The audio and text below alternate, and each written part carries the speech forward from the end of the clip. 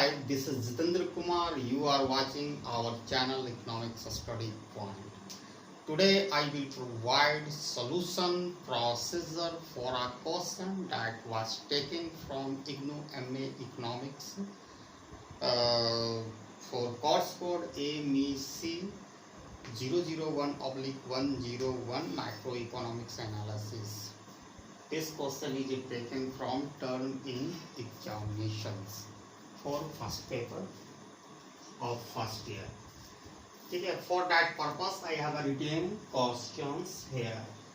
ठीक है, मैं ये क्वेश्चन का सॉल्यूशन इस वीडियो के अंतर्गत प्रेजेंट करूंगा. ये टर्म इन एग्जामिनेशन में पूछा गया क्वेश्चन है, कैरी करता है 20 मार्क्स.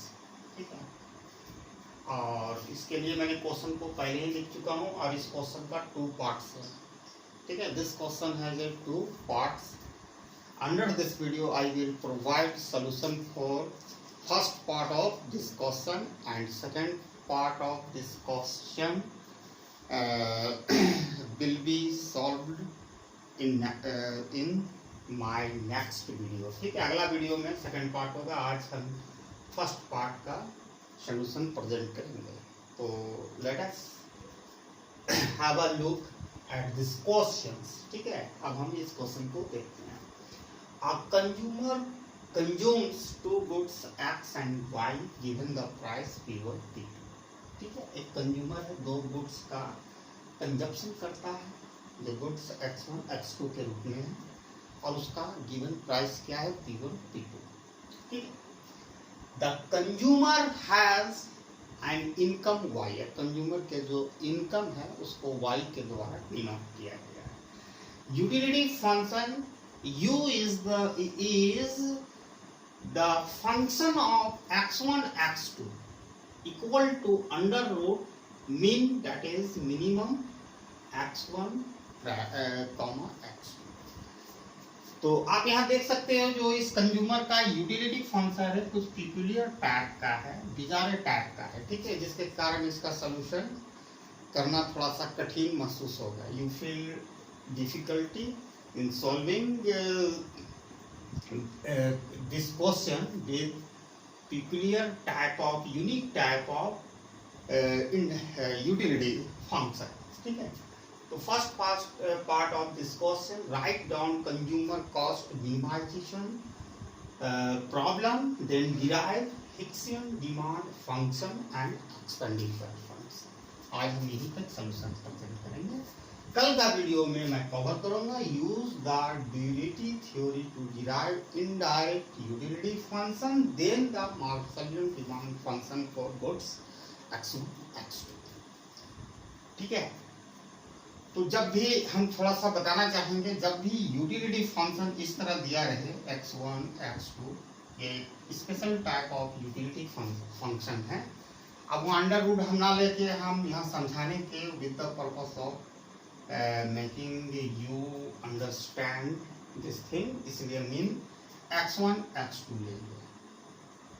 ठीक है, तो इस तरह का जब भी यूटिलिटी फंक्शन को आप देखते हो, इसका ये किस तरह के गुड्स को इंडिकेट करता है, उस गुड्स को हम लोग इकोनॉमिक्स में कंप्लीमेंट्री गुड्स कहते हैं. Complementary goods. अब है कंप्लीमेंट्री गुड्स किसको कहते हैं? When या 2 goods are, ठीक है, 2 goods are used in fixed proportion, it is said to be complementary goods. जब 2 गुड्स को एक निश्चित अनुपात में, that is the fixed proportion में हम यूज करते हैं, उस गुड्स को कंप्लीमेंट्री गुड्स कहते हैं. और कंप्लीमेंट्री गुड्स का यूटिलिटी फंक्शन हमेशा मिन, दैट इज मिनिमम, इस तरह x1 x2 या 4x1 x2 इस तरह का रहता है. ठीक है, लेकिन यहाँ पर x1 इसका मीनिंग होता है x1 इक्वल टू x2, और डायरेक्ट आप वैल्यू ये पुट कर दीजिएगा बजट कंस्ट्रेंट में, तो आप you will be able to find Marshallian demand function for goods x1 and x2. लेकिन हमें यहाँ पर Hicksian डिमांड फंक्शन को निकालना है. ठीक है, तो तो आपको ये अब इस तरह के कॉम्प्लीमेंट्री गुड्स का एग्जांपल भी आपके दिमाग में बहुत सारे आ रहा होगा, जैसे कार और पेट्रोल, बाइक और petrol, marker pen and ink, बहुत सारे हैं। तो इस तरह के गुड्स के बारे में हम इस यूटिलिटी फंक्शन दिया गया, इसका सोल्यूशन करते हैं। तो अब स्टार्ट करते हैं, कम टू पॉइंट या बैक टू क्वेश्चंस। ठीक है, फर्स्ट पार्ट। तो पहला हम लोगों को राइट डाउन करना है consumer cost minimization problem, then derive Hicksian demand function for commodity x1 x2 and finally we have to get or derive expenditure function। ठीक है, यूटिलिटी फंक्शन को रहने देते हैं question.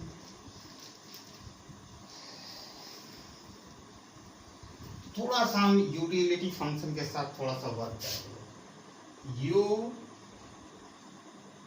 Is the function of x1 x2, ठीक है, वो तो ऑलरेडी दिखेगा।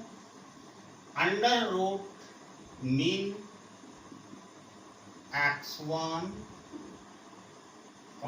x2, ठीक है। अब यहाँ पर आप इस तरह भी लिख सकते हो, u equal to mean x1 x2 to the power 1/2। Under root का पावर 1/2 होगा। अब जब हम RHS से LHS साइड में आएंगे तो जस्ट उल्टा होता है, यहाँ 1/2 है तो यहाँ 2 हो जाएगा, दैट इज स्क्वायर। इसको u square equal to mean x1 x2, ठीक है, ये लिख सकते हैं। तो इस चीज को आप इस तरह भी लिख सकते हैं, mean x1 x2 equal to u square, ठीक है। अब ये यूटिलिटी स्क्वायर में आ गया, equal to mean x1 x2, ठीक है। सब्जेक्ट टू बजट कंस्ट्रेंट तो क्या होगा, P1 सॉरी 1 मिनट, ये यूटिलिटी हम लोगों ने लिख लिया। अब ये बजट कंस्ट्रेंट को लिख लेते हैं, budget, because we have to derive Hixian demand function, budget constraint,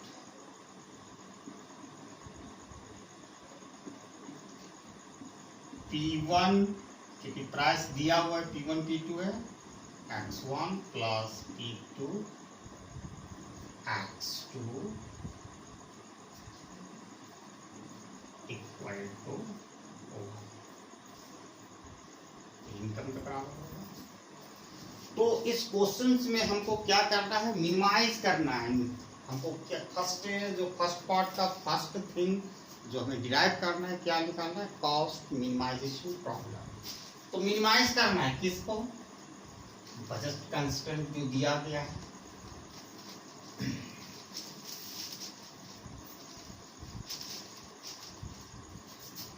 minimise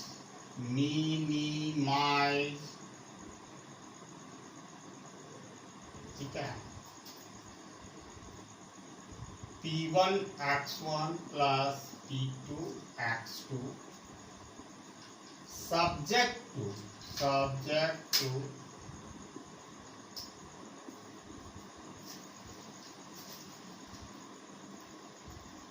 ठीक है, हम इसको इस तरह भी लिख सकते हैं, mean x1 x2 equal to u square, ठीक है। अब ये दोनों इक्वल है तो हमें इसको पहले लिख के इसके बाद इसको लिखें, इसमें कोई प्रॉब्लम्स नहीं होनी चाहिए। अब इसको लैग्रेंजियन मल्टीप्लायर मेथड में सेटअप करेंगे।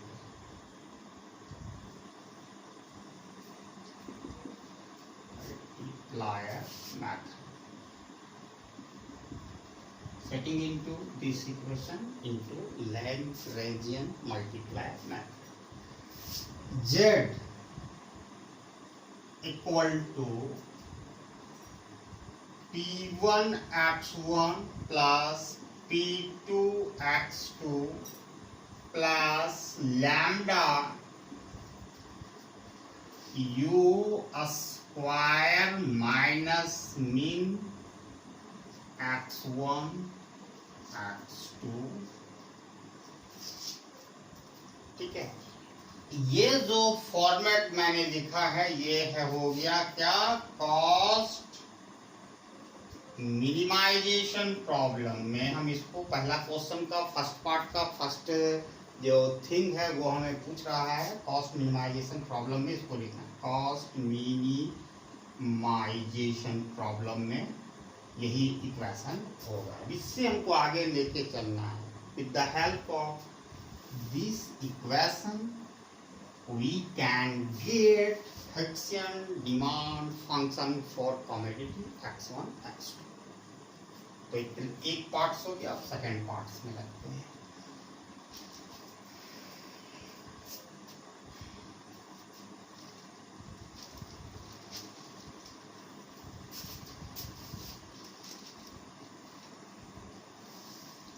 तो ये निकाले हम लोग z equal to P1 x1 plus P2 x2 plus lambda u square minus mean x1 x2। ठीक है, अब जैसा कि जानते हैं, as we know we need to take partial derivative of z with respect to x1, x2 and lambda respectively in order to get Hessian demand function for commodity x1, x2। जैसा कि जानते हैं, अब हम x1 और x2 और lambda, ठीक है, के रिस्पेक्ट में हम z का पार्शियल डेरिवेटिव करेंगे।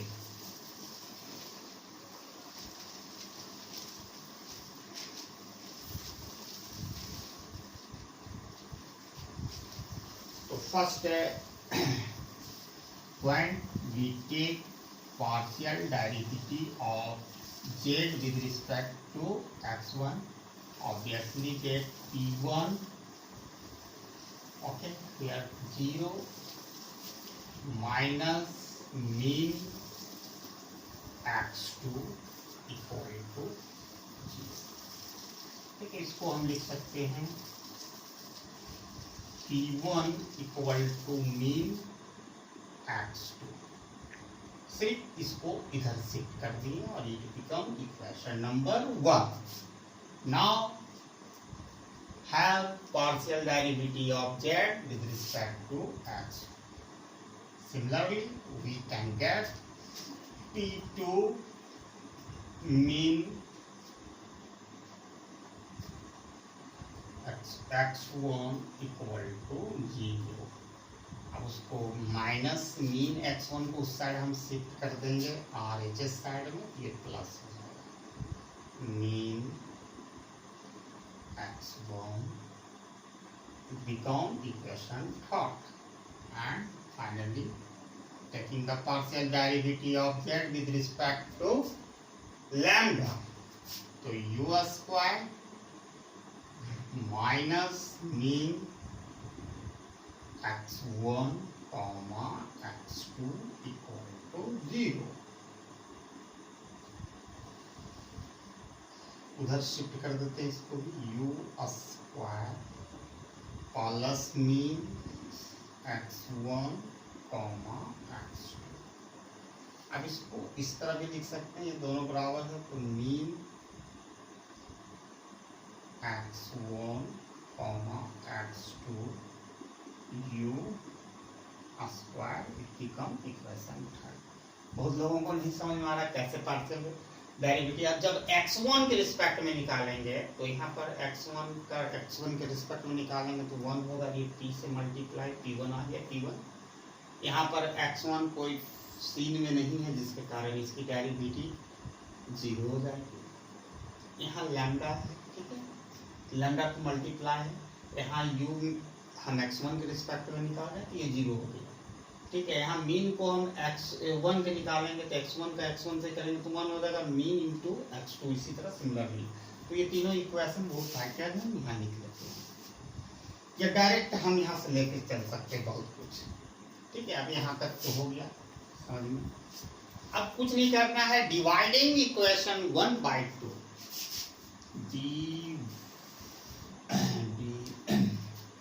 डिवाइडिंग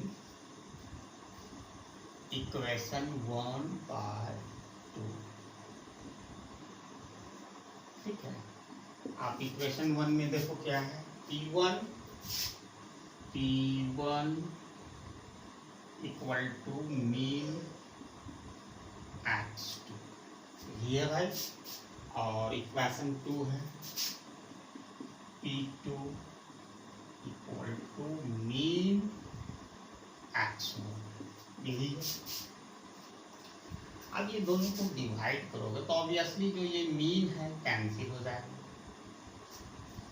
तो सॉरी लैम्डा हम छोड़ के चलेंगे, लैम्डा यहाँ भी फिगर में होगा, लैम्डा यहाँ होगा, सॉरी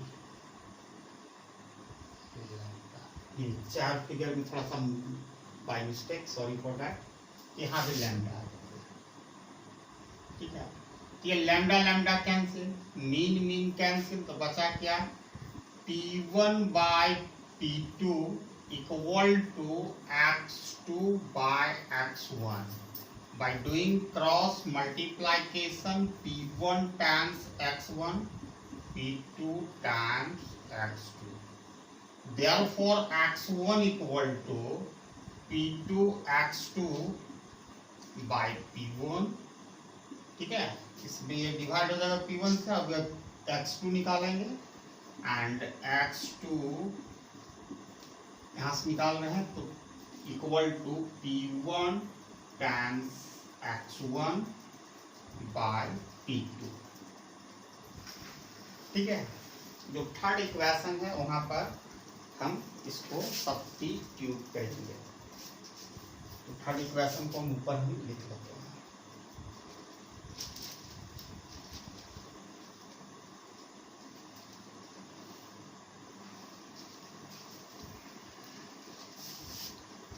अब थोड़ा सा थर्ड इक्वेशन जो हम लोगों ने यहाँ निकाला है, इक्वेशन नंबर थर्ड, इस पर थोड़ा सा ध्यान देने की जरूरत है। Mean x1 comma x2 equal to u square, यही, ठीक है। अब यहाँ पर मैं at the starting of video I told you कि जब मीन रहेगा तो x1 equal to x2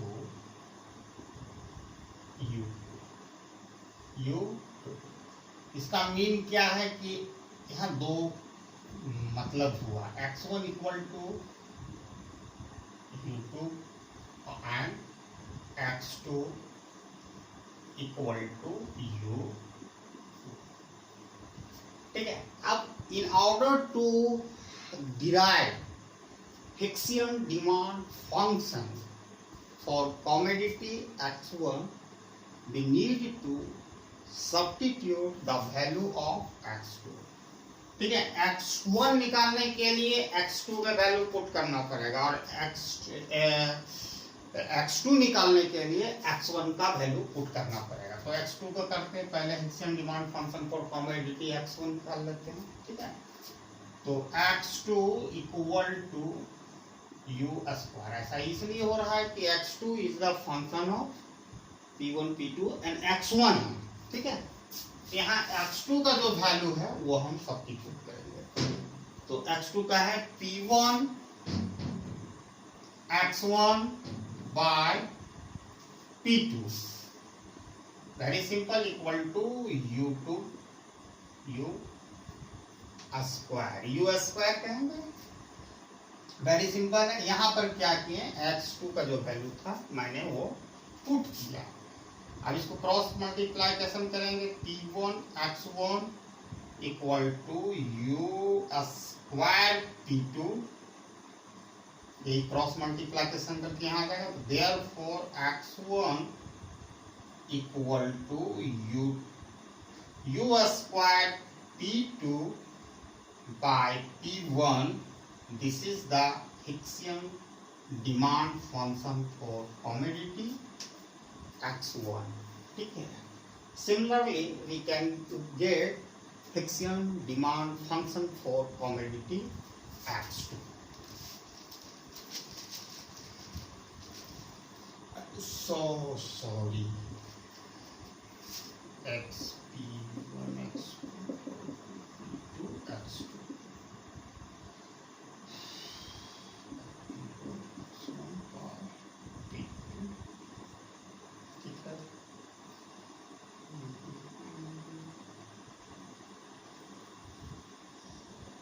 P2 x2 by P1 equal to x1. ये वैल्यू हमको पुट करना पड़ेगा जैसे यहाँ पर हम मिटा दिए बाय मिस्टेक, आप देख सकते. So now it is a time to get Hicksian demand function for commodity Y. For that purpose, we need to take x1 equal to u square. x1 equal to u square, and what value for x1? P2, x2, P1 equal to u square.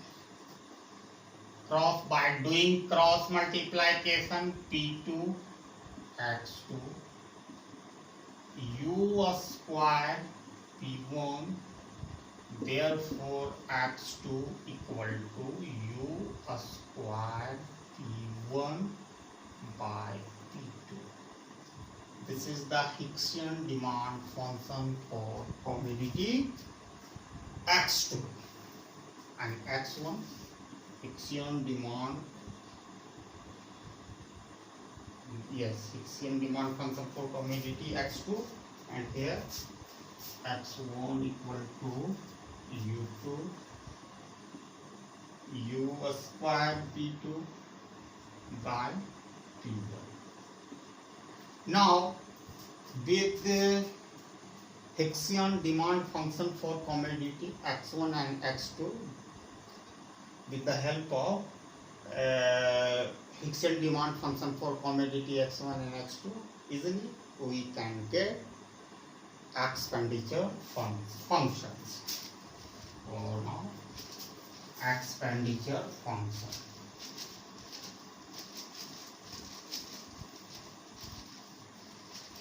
Expenditure function, which is denoted by E, P1 x1 plus P2 x2. Substituting the value of x1 x2, that is the Hicksian T1 into Hicksian demand function for commodity x1 plus P2 into Hicksian demand function for commodity x2. So P1, and what value we got for x1? U square P2 u square P2 by P1 plus P2, and what value we got for Hicksian demand function for commodity x2. Here u square into u square P1 by P2. You can see P1 cancel, P2 cancel. Finally u square P2 plus u square P1. It can be written u square is taking common P1 plus P2. ये कैसे हुआ P1 plus P2? तो u square common ले लिए. अब ये plus में तो इसको पहले लिख सकते हैं, या एक स्टेप हम ज्यादा की अरेंज करके लिखे हैं. ठीक है, P1 को पहले लिख दिए, P2 को बाद में. तो ऐसे आता u square equal to P2 plus P1. अब ये ऐसा है तो इसको हम तो लिख सकते हैं u square equal to P1 plus P2. आगे लिखिए, पहले 3 plus 2 लिखें या 2+3 लिखे, दोनों का रिजल्ट 5 होगा।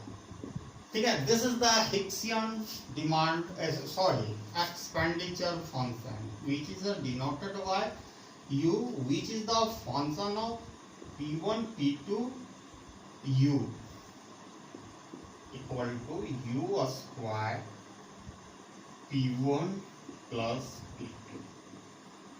This is the solution for first part of the question I initiate under this video. And if you come first time at my channel, please subscribe my channel and share my video and channel link to those who are pursuing IGNOU MA Economics. And thanks for watching my video till end. Jai Hind.